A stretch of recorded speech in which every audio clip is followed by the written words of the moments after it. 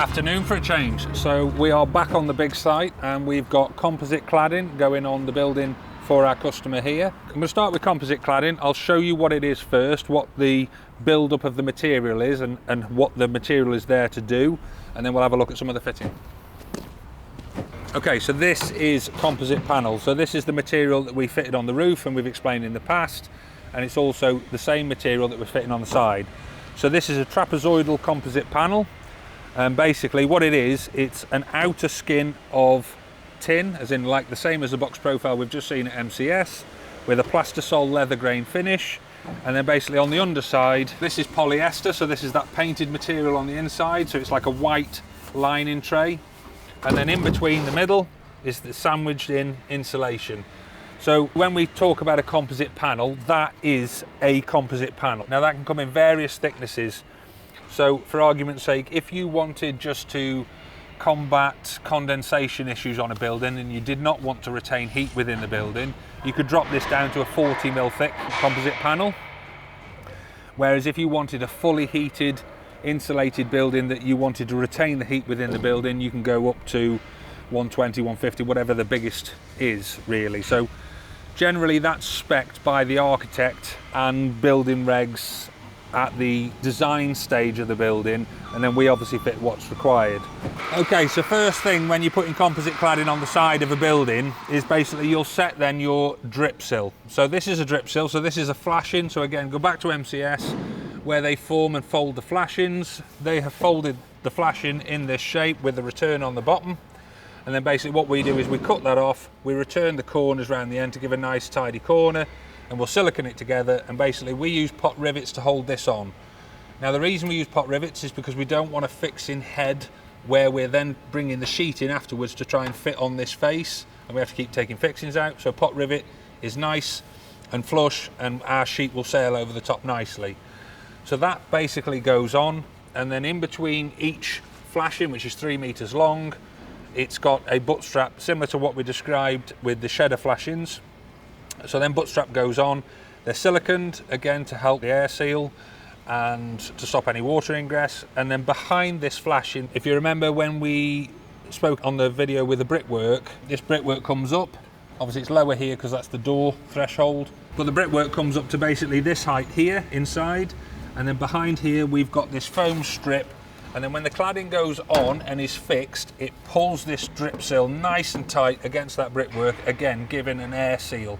Because when we come to finish this building, we'll have to have an air pressure test done. So they'll come out, open one of the doorways, and in that doorway they seal it up with a fan, they suck all the air out of the building and then measure how long it takes for that air to go back in. And whatever the number has got to be depends on when the building regs was approved as to what we have to meet. So first job, there's a lot of time that goes into fitting this drip sill because basically that's our level that the bottom of our cladding is going to be, and that is where we want it to be absolutely perfect. So that's all put on with a laser level all the way around the building, and then once we've got that on, we can then start standing the composite panel sheets up, putting them against, fitting them and working our way along. So this is exactly what I was on about. So we've got the composite panel, that's the material there.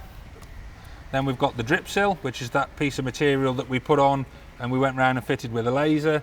Then between that and the brick wall, we've obviously got that foam pad effectively that runs all the way around, or the foam insert, and that is now sandwiched tight, and as you can see, even no matter how hard I push, I'm not breaking that seal. So then here then in the roller shutter door bays, or the sectional doors, because they're insulated on this building, all we've got left to do now is we've got a white liner tray which goes on here, which is that backing sheet there. Then we've got a 75mm insulation board to go on. Our flashing work will then go on around all that, sandwich it all in. Again, it's airtight, it's watertight, it's doing its job in terms of the insulation values, the fire values. So the process is very similar to that of fitting single skin cladding. When it's drawn, basically we draw it either with a left to right or a right to left profile. So in this scenario, on this gable end here, this has been cladded from left to right, so meaning the overlap is on the right hand piece and you're overlapping there. What we do before we put the sheets up, we pre-mark everything like we did back at the Global Brands job that if you remember seeing. And basically we pre-mark everything, so we've got every stitching screw, which is the screws on this corrugation here, the lapping corrie, and inside there, if you remember, there is a sealing strip. So again, when we sandwich and pull them two bits of material together, there is that foam strip inside that again provides airtight seal. And then we fix it all up, and then once all the panels are up on the gable end, we cut the tops, or we cut the tops before they go up. It depends how Chris wants to do it really, and the lads. And then obviously we'll flash over that, and then any gaps as well where there is at the top between two lots of material will be foam filled. We use fire foam as well to make sure it's done right, and there's a fire protection element to it. Then obviously we put the flashings on and finish that off. So all of this will go on one way, and then like I said in an earlier video, we've cut the windows out as we've gone here. We put the drip sills in at the top of the windows, and then the sides and the bottoms are ready to be flashed. So basically as we've gone along, we have cut the sheets. So these were sent in this scenario as a full length sheet. There's a window at the bottom, a window at the top upstairs, and then what they've done is they've just cut what's required and cut the gap out. So this is basically a full sheet here from top to bottom, and then obviously we've got the two starts of the window cut out of this. And then what we do is we flash from there through and down this front face, which will have like a windowsill detail. The sides will be flashed, the windows come in and obviously hold all that in as well. And then the top has got that drip in. So that drip sill, basically we slot this material, the composite panel, and we slide that drip sill in, seal it all round, and then any water running down that sheet from above hits that and brings it out and drips it off, so it's not dripping or running all down the cladding or getting inside the building, which is what we don't want. And then basically going back to your drip sill on the bottom, now that this is fixed up, that is solid. Obviously there's the flex in the material itself, but in terms of the actual material, I can't pull that in or out. So that's pulled it nicely all the way up to the brickwork, giving that airtight seal, which is the important bit for when we get down the line.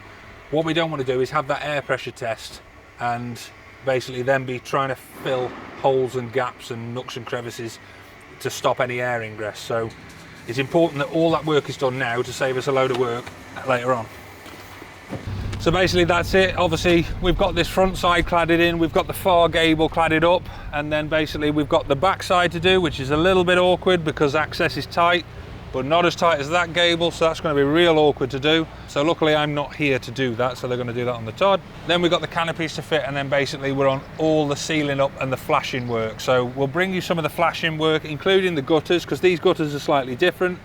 These are a trimline gutter, which I don't think you guys have seen anything of yet, so we'll bring you that of how the trimline gutter works and what it is we've got going on in another video later on. And I might just see if we can speak to Kingspan as well, which is who we use for the composite panel material, and see if we can get a bit of a factory tour like we did with MCS with them a bit later on in the year. So I'll leave you guys with a big site montage. So if you like what you've seen, hit subscribe, ring the bell, and we'll catch you next time. Cheers.